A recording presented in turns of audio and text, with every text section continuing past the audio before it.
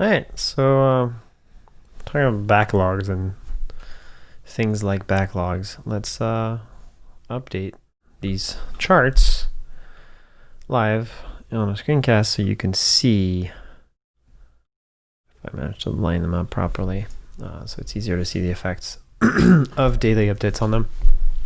So I think I've let me see. I think I've exported deaths by day. I don't think I have new numbers, but it's just cases by day.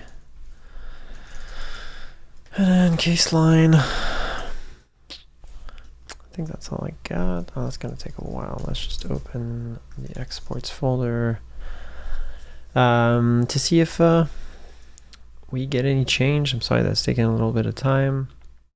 So this is the graph that graphs deaths by day, which are the provisional canonical data about when people actually died. This closer we get to real time, which is here, less complete the data is. Red is reported deaths on a given day, which does not mean that the deaths occurred that day. Black here is the same black lines that you see here, just isolated. And then here is kind of a spin. I mean, I've seen this chart in different, the shape is very recognizable. It's kind of like two-prong first, not wave, but the first first surge, I guess, of the pandemic in Florida. A little bit of a respite, and then around Memorial Day, an increase in cases. Again, drawing conclusions is not the point here. And then another resurgence in late June to early July. This graph is experimental, and I would take it with a huge grain of salt. It's the problem with the deaths by date graph is that it's it's residents only. No non-residents are included.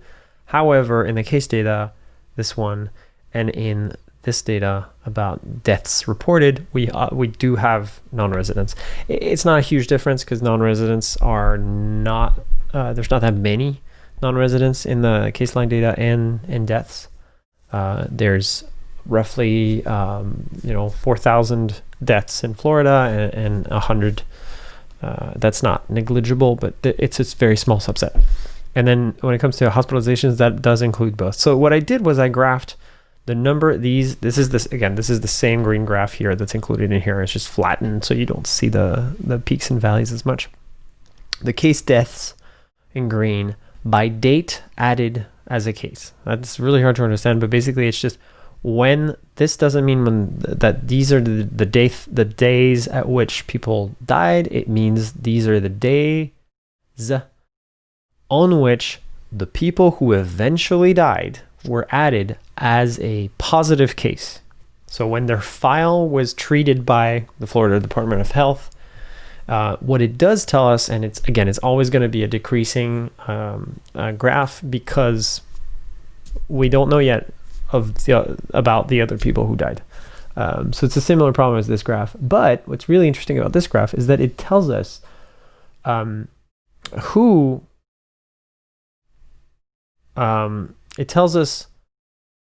essentially it gives us an idea of mortality for the cases based on when they were added. So what I did to kind of compensate for that is that I took the reported deaths and the death by day and graph them as a line overlaid on top of that so that you can see essentially. Let me zoom in so you can see this a little bit better. So I'm going to zoom in here. Sorry about the jankiness. You can see the first cases added here on March 9th eventually died probably around this time because there's not a big spike in deaths here. So, I mean, there's also not a big spike here, but let's think about this first spike of cases here. They probably ended up dying around here. I'm saying probably. I don't know. There's no way of knowing. I wish there was. It'd be amazing. We'd be able to determine exactly how long it can take for a case to become a case and then succumb to COVID-19. But we can't know that for sure. All we can look at is trend data. So what you see here, this curve, is eerily similar to this curve. Now, the number of days that separate the middle of that curve right here, 30 deaths reported in a given day, and then roughly 30 deaths on a given day.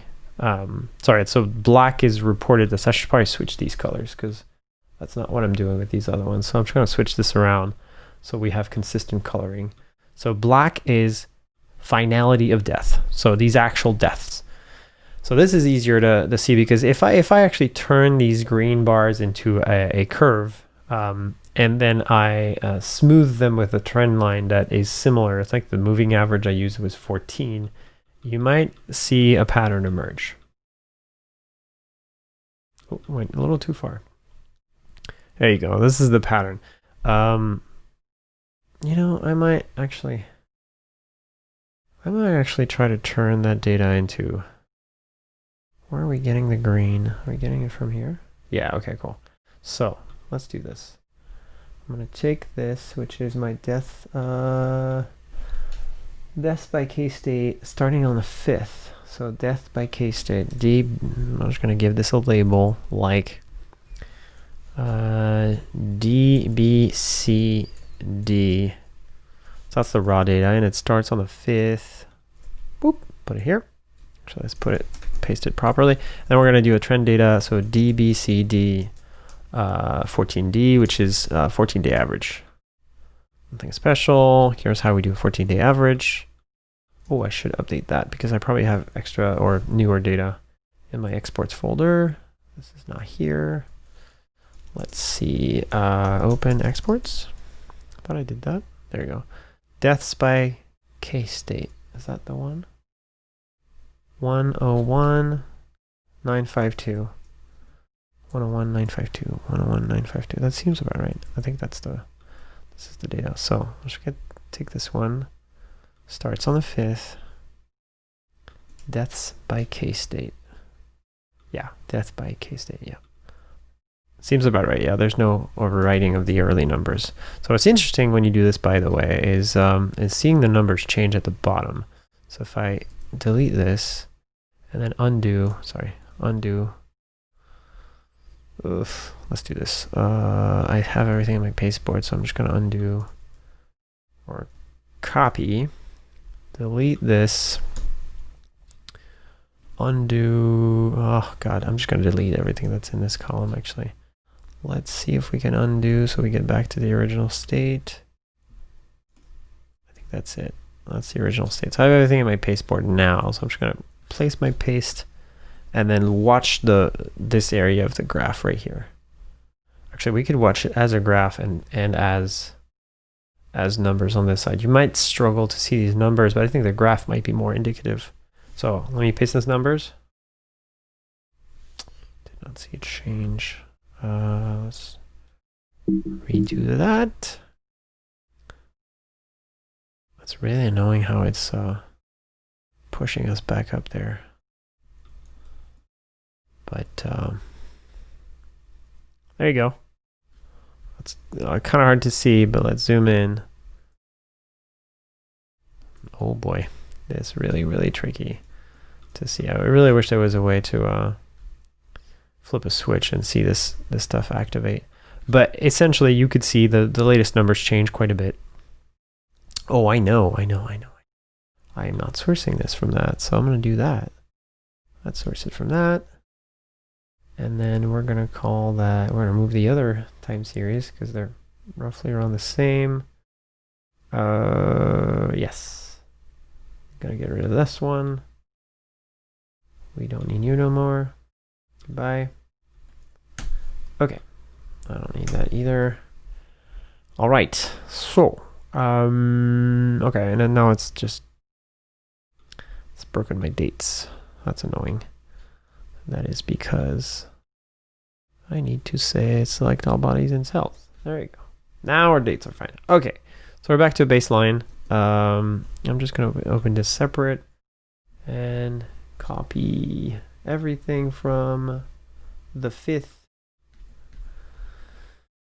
I swear I'm going to automate this one day, so I don't have to do this by hand, so I can actually animate it. So we pick the 5th, which is the first day, and then we're going to zoom out enough to see our graph update.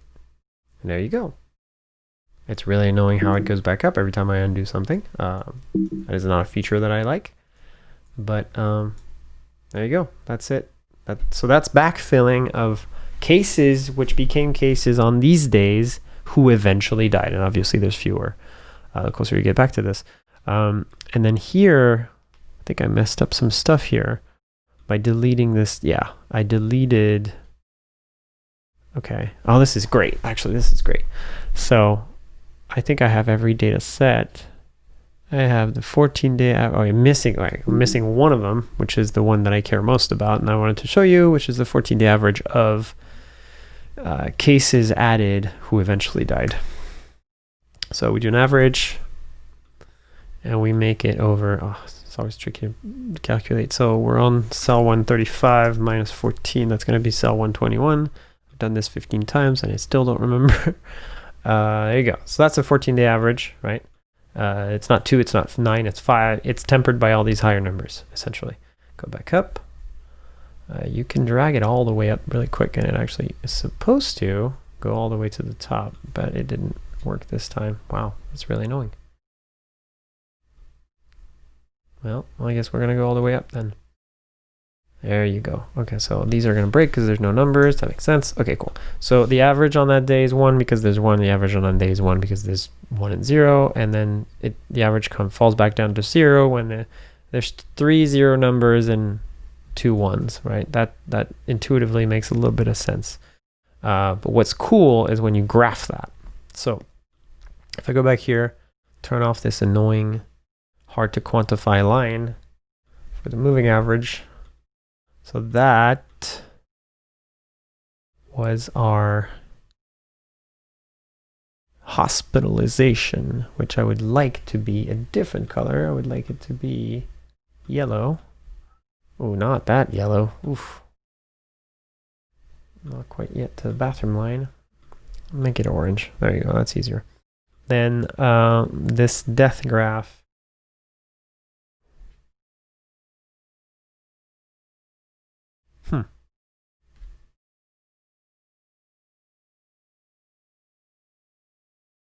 Okay, let's edit our data references. We got, what do we get? R is reported. Okay, reported shouldn't be yellow. Why are you yellow? Calm down. So reported deaths, we agreed on, I agreed on red. Black is death. And then finally, for your consideration, the cases added. And I'm gonna have to change. That's it. Reported deaths, no. DBD, whatever. No. Where is it? DBCD. Okay, that's it. Reported deaths, 14-day average. And that one we want to be green, like this graph. All right. And I think you can sense a trend here. I think we really can sense a trend. And I'm not sure about this data, right? I don't feel great about it. So case deaths were added as a case, 14-day average. Case deaths added. Which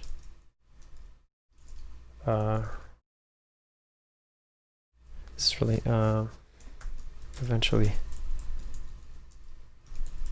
died. Okay, so that's how I'm going to choose to refer to that. So Florida COVID-19 deaths by date. I'm going to rename this lag in metric lags. I'm going to call this metric lag. Okay. Now let's try to interpret this graph. The only data that I am really not a fan of. Let's just make sure, first of all, that what I'm saying about each, right? Okay, so this is a 14-day average. This is a 14-day average of this this is a 14-day average of this. When I say this, I need to freeze that header so you can see what I'm talking about. There you go. It's going to be way easier. So we have deaths. These are actual deaths. Group by day, they trend down at the end because I explained that earlier, the report. So that's the 14-day average of that. This is the 14-day average of reported deaths, which we receive every day. This is the difference between the two, which I have not graphed, but I think this is a great indicator of backlog for sometimes. There could be erroneous reports of too many deaths. So for instance, on this day, it's the opposite. There's too few deaths reported, but really there was a lot of people who died on that day. I think this is very important and relevant. And I might want to color some of these numbers differently based on whether they're positives or negative. So for instance, like there was a day not too long ago where we reported 120 deaths. And they're actually, as far as we know now, since maybe 5 days ago, there are only 51 people who actually died on that day. That's still a high number. It's actually the number of people who died the day before is very high as well. Although only 48 people were reported that day. So we added 48 dead people or dead cases who died on that day. But it turns out after reporting the successive days afterwards that there's 72 people who died that day. It's a pretty heavy surge. That's actually the most important surge, as far as I know, in Florida history when it comes to COVID-19. We can go as far back as March. 72, highest number. The deadliest day to date was July 7th. This is, and that day is not illustrated in the average graph, sadly. So we could, I could graph these as their bar charts, but I'm gonna stay away from spikes because that's not really what we're looking at. What we're looking at is, what's the story? The story is, why is this showing up as new hospitalizations? That is not what that is. So this is, oh, why is this red? What? Yeah, this is completely wrong. Okay, reported deaths are these. New hospitalizations are these. Sorry, let me fix these labels because there's nothing worse than labels that are inaccurate. And then cases by date added is here. And then reported deaths is, we have that already. Okay, this is not correct. Colors are matching, everything's good. So, hospitals see patients. New hospitalizations occur. On March 19th, this starts increasing. And again, we're looking at averages here, and they're average for 14 days. I can reduce these averages to make them closer to real time, but there's just so much variability in the data that it's kind of better for an analysis to have them averaged out. So there's a spike, unmistakable spike, huge spike, sudden spike, in essentially between the end of March and the beginning of April. That spike results in cases being added. Many of these cases, following at least at the beginning closely to the hospitalizations, end up resulting in deaths. Every single person that's counted on this bar died. When they died is what matters. Reported deaths start occurring around here, right? You see them spiking. So we hear that these cases which were added at that time start dying around this. And you can see that there's kind of a shape correlation there. There is, however, a crossover event here. That's interesting, where because this backlog of cases who hadn't died yet went up much faster than the reported deaths went up, eventually, we didn't know these people were dead. These people right here, we didn't know they were dead until the deaths by date caught up to that. So they were added I don't know what the bar connecting these two is, but it might be actually just a straight line where someone gets added year 1, 2, 3, 4, 5 days later, they succumb because they were immunosuppressed and they were in a long-term care facility and they had pre-existing conditions or anything like that that caused them to die fairly quickly. Now, the reported deaths were lower than the actual deaths, which tells us that there was a backlog of death reporting, probably because we weren't really expecting such a surge. And eventually, the backlog of death reporting caught up. And I think that might be what this crossover event is. However, cases added here dip below. Yeah, they dip below the line. And when they do dip below the line, it takes a while for the actual deaths by date to lower as much. Yeah, I'm not sure I can interpret that. But what's really interesting to me is what's happening right now. You see this surge here. And you see about how we started from 0 and went to 165 average new hospitalizations. Again, assuming this is a reliable number. This is a cumulative count of cases that were ever hospitalized. So it's not a refined number. It is not a current hospitalization number. Anyway, it is mostly static between the beginning of April and the end of May. We roughly get as many people added each day to the hospital. That doesn't mean that things are any less bad, but they're definitely more manageable because the same number of people get added and hopefully a bunch of people leave the hospital too. Hopefully not dead. And then that number starts dipping.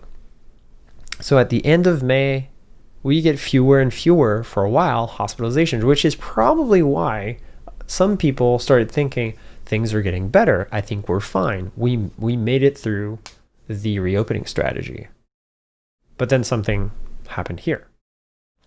Right here, and right here, and right here are inflection points where hospitalizations suddenly started surging. And at the same, or not at the same time, actually a few days later towards July, which is interesting because that started happening all the way back in the middle of June. It is now the middle of July. And at the middle of July, the hospitalizations are much higher than they've ever been. The daily tally of new hospitalizations is much higher. We're adding roughly almost 300 new patients per day. And I'm sorry to say, at least on the average, which is 14 days. Let me do a graph that's 7-day average so we can actually compare that. Here, I'm just gonna move these two up. Oops, I'm just gonna move them up properly. I would like to, at least. There we go. And I'm gonna make oh, I forgot your label.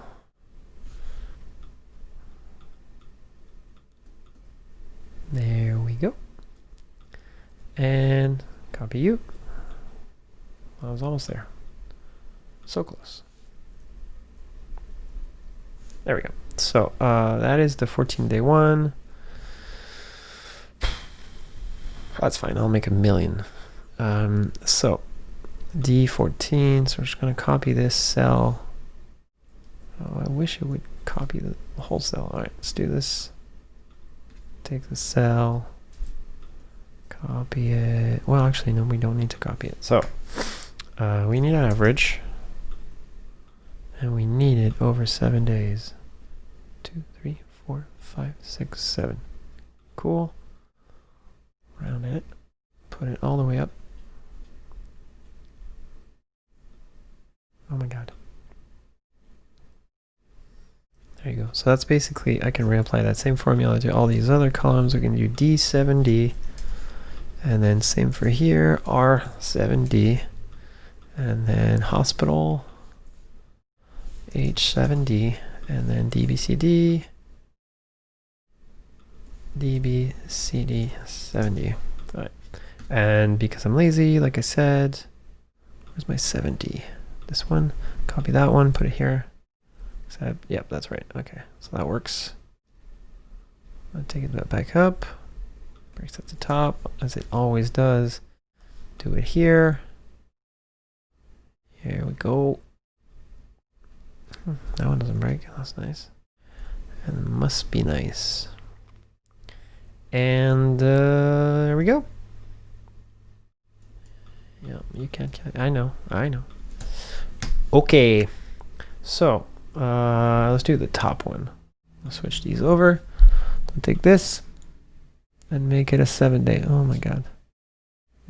Can we please pick it? Select it? Please? Why? There you go. Take this one, move it over. Take this one. I'm sorry, I wish I could show you the shifts happening in real time, but of course, not so lucky. So there's more variation, right? There's more just jostling around of the numbers because they fluctuate from day to day. There's these weird weekend effects. I think 5-2 might have been a weekend, and then yeah. So anyway, but there's no major difference. The only major difference I can highlight is this right here, that number of reported deaths. In reality, it's high here. Actually, it is higher than it's ever been. We've never had more added deaths per day than we currently are having. This cannot ever reflect this. It's almost as if it would be best if I just didn't graph that, because it's a conflicting, confusing metric. It would be best, considering, and to your consideration, I want to make sure that I'm not doing this unilaterally, even though you can't talk back. You can comment if you want. I guess that's what YouTube's for. There's a backlog here. It's undeniable there's a backlog, because multiple days in a row we have a difference between the reported and the actual that is great. So let's be generous and just say that because there's positives here, as in we reported 48 and there's 72, we're going to stop here. But this is what we should be doing with provisional data. We should stop that data. Same with the cases, right? In this same reference here, we shouldn't really be showing these cases, because that decrease there is just a lag. Oh, it's actually, wow, I just realized I can animate that by just dragging this line around. But yeah, you can see the evolution, and yes, it may be that cases are going down, but it's more likely, considering the reported deaths, that we don't yet know about these people who were added as cases, and that this curve is going to bend up whenever we do learn about them. So I will be consistent and use the same cutoff date. But because these two sets are preliminary sets, we don't yet know. Oh, apparently I have two sets here. I don't want that. We don't need this one. There you go. And I lost my label. These two sets are preliminary. Therefore, it's best not to graph them, giving a false sense that things are going downward or downhill. Yeah, I hope that this is useful. It's one of the shortest videos I've done so far, so hopefully you could follow.